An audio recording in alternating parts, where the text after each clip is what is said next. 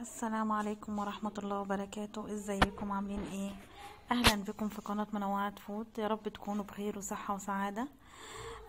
النهاردة هنعمل مع بعض حلويات بطريقة سهلة جدا ومتاحة في كل بيت، وبكوباية واحدة بس من الدقيق وبيضة واحدة هتعملي حلويات سريعة جدا، مش هتاخد منك ولا اي وقت ولا اي مجهود. ما خدتش حتى 10 دقايق. ويلا بينا نشوف هنعمل ايه ونقول بسم الله الرحمن الرحيم.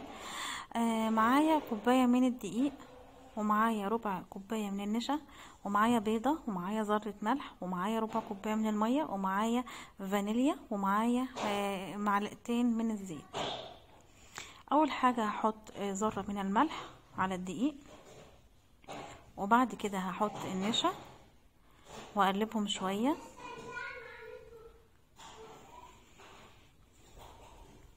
وبعد كده هحط معلقتين كبار من الزيت بالشكل ده، وهقلبهم، وبعد كده هقوم حاطه البيضة، وبعد كده رشة من الفانيليا،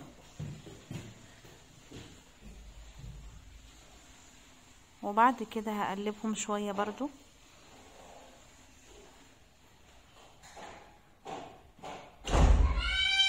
بعدين هنزل بالمية واحدة واحدة لحد ما نقدر نعملها عجينة وتبقى عجينة لينة معانا.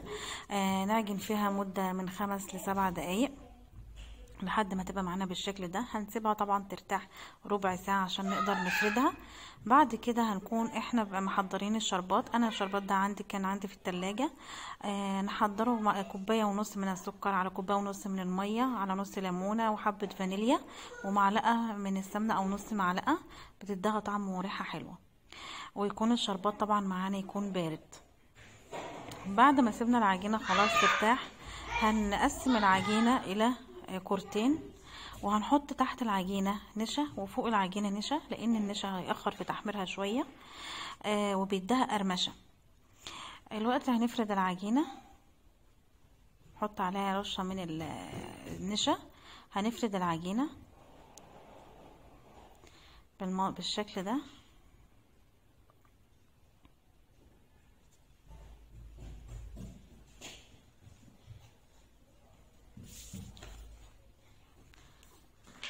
بعد كده هيبقى عندك قطاع او عندك اي اشكال او سكينة تقطعيها الاشكال اللي انت عايزاها. انا جبت السكينة وقطعتها مربعات بالشكل ده،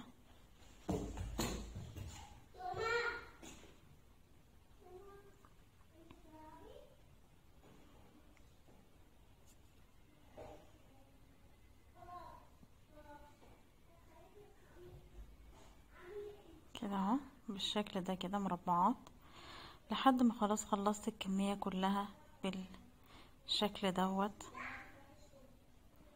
خلصتها بالشكل ده مربعات، طبعا على في طاسة سخنة جدا وفيها زيت سخن. هننزل بالمربعات ديت في الزيت، هنلاقيها نفشت معانا. لازم الزيت يكون سخن، هنلاقيها نفشت معانا. الوقت هنشوف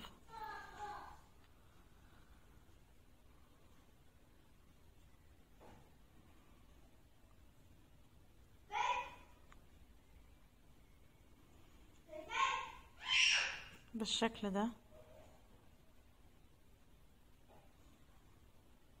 كده. هي احمرت خلاص معانا، هنطلعها بقى.